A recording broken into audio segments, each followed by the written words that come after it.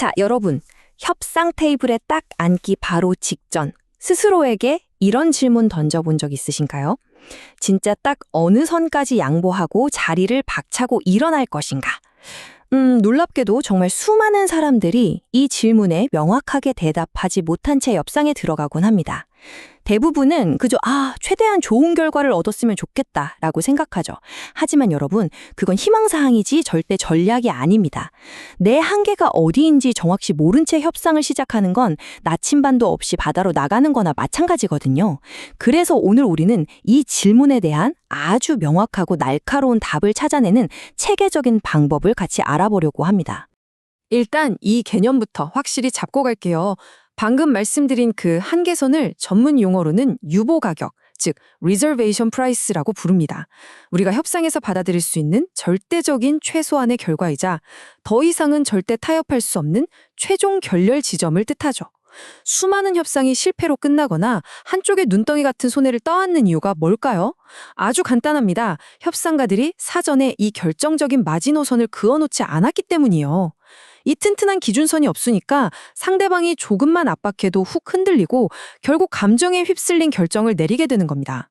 그래서 오늘 이 시간에는 막연하게 머릿속으로만 그리던 그 최소 조건을 명확한 숫자와 전략으로 싹 바꿔줄 훌륭한 마스터 체크리스트를 해독해 볼 겁니다. 단순히 내 입장만 챙기는 게 아니라 상대방의 머릿속까지 아주 샅샅이 들여다보는 굉장히 흥미로운 도구니까 기대하셔도 좋습니다. 네, 오늘 우리가 짚어볼 5가지 핵심 단계입니다. 첫째, 협상의 마지노선 파악하기. 둘째, 가치와 대안 분석하기. 셋째, 숨겨진 비용 찾아내기. 넷째, 쟁점의 우선순위와 패키징. 그리고 마지막 5째, 최종 기준과 법적 검토까지. 자, 바로 본론으로 들어가 볼까요? 먼저 첫 번째, 이 모든 분석의 토대가 되는 시각적 틀, 협상의 마지노선부터 살펴보겠습니다.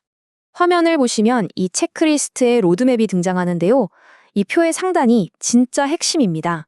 구분 옆에 굵직하게 2개의 기둥이 서 있죠? 바로 나, 그리고 상대방입니다. 이 체크리스트가 강력한 이유는요, 혼자만의 생각에 빠지지 않도록 우리를 꽉 잡아주기 때문이에요. 나의 상황과 내가 추정하는 상대방의 상황을 처음부터 끝까지 끊임없이 분리해서 비교하도록 만듭니다. 이 이중 구조가 바로 오늘 살펴볼 전체 프레임워크를 굴러가게 하는 강력한 엔진입니다. 이어서 두 번째 섹션, 양측의 셈법을 들여다보는 가치 및 BADNA 분석 단계입니다. 여기서 첫 번째로 따져볼 건 협상 성공의 가치를 대체 어떻게 평가할 것이냐는 겁니다. 나의 입장에서 한번 볼까요? 우리는 보통 이게 단 한 번으로 끝나는 일회성 협상인지 아니면 앞으로도 쭉 계속될 반복적인 협상인지를 따집니다. 그런데 상대방의 입장을 추정할 때는 좀 달라요. 이 협상이 그들에게 미칠 파급 효과가 무엇일지를 깊게 고민해 봐야 합니다. 다시 말해서 나는 이번 한 번의 거래 수익에만 목을 메고 있는데 상대방은 이 거래가 시장 전체에 미칠 더 큰 거림을 보고 있을 수도 있다는 거죠. 이 시각 차이를 명확하게 대조해 보는 겁니다. 자, 그 다음은 그 유명한 비트나, 즉 협상이 결렬되었을 때 우리가 선택할 수 있는 최선책과의 차이를 분석할 차례입니다. 여기서도 방금 말한 그 이중 관점이 아주 빛을 발합니다. 나의 대안이 뭔지 꼼꼼히 적어보는 동시에 상대방의 대안은 과연 뭘까? 이것도 추정해서 나란히 적어보는 거예요. 보통은 내 대안만 보고 이 정도면 훌륭해 하고 자만하기 쉬운데요. 그러지 말고 상대방의 백업 플랜이 내 것보다 더 센지 아닌지를 탁구공 주고받듯이 비교하면서 협상 테이블에서 나의 객관적인 위치를 파악하는 아주 중요한 단계입니다. 이제 세 번째 섹션으로 넘어가 볼까요? 논리적인 판단을 흐리게 만드는 녀석들, 바로 숨겨진 비용과 변수들입니다. 이 부분이 참 재미있으면서도 우리를 좀 뼈아프게 하는데요. 우리가 무의식적으로 덮어두고 싶어 하는 그 불편한 진실들을 강제로 마주하게 하거든요. 특히 협상 과정에 들어간 금액을 계상할 때 이 프레임워크는 아주 얄밉게도 매몰 비용 포원이라고 콕 집어 말합니다. 사실 본전 생각 때문에 무리하다가 망친 협상이 얼마나 많습니까? 그쵸? 거기다가 자존심이나 체면 같은 비금전적인 요소들 역시 따로 칸을 만들어 두었습니다. 이런 주관적이고 감정적인 찌꺼기들이 논리적인 합의를 망치지 않도록 아예 시각적으로 못을 박아버리는 겁니다. 네 번째 섹션입니다. 이제 본격적으로 카드를 정리해보는 시간, 쟁점의 우선순위와 패키징입니다. 협상 안건들 그냥 머릿속에 떠오르는 대로 막 던지면 절대 안 됩니다. 조건들의 연결관계를 적는 칸을 보면 1번부터 5번까지 번호가 매겨져 있죠. 이건 서로 얽혀있는 문제들을 그 영향력 순서에 따라서 아주 엄격하게 1위부터 5위까지 우선순위를 매기라는 뜻입니다. 여기서 팁 하나 드릴게요. 나의 순위표와 상대방의 순위표를 나란히 놓고 비교해 보세요. 서로 중요하게 생각하는 우선순위가 엇갈리는 지점, 바로 거기가 기가 막힌 거래를 만들어낼 수 있는 황금 같은 기회입니다.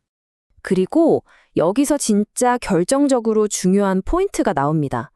앞서 순위를 매긴 그 쟁점들을 하나로 묶어서 제안하는 이른바 패키징 기술인데요. 이 쟁점들을 하나의 그룹으로 묶을 때 반드시 지켜야 할 구체적인 지침이 하나 있습니다. 바로 여러분이 계획하고 있는 양보점이 이 패키지 안에 정확히 어느 부분에 있는지를 명시하라는 겁니다. 여러분, 양보는 상대방한테 밀려서 어쩔 수 없이 내어주는 게 아닙니다. 우리가 치밀하게 짜놓은 패키지 안에서 아주 철저하게 통제하고 전략적으로 던지는 카드, 그게 바로 진짜 양보입니다. 자, 드디어 마지막 5번째 섹션입니다. 모든 걸 이성적으로 검증하고 마무리 짓는 최종 기준 및 법적 검토 단계입니다. 앞선 분석들을 다 마쳤다면 이제 구체적인 유보 가격의 기준과 지표를 쫙 나열해야 합니다. 그런데 단순히 종이에 숫자 하나 달랑 적어놓는 게 아니에요.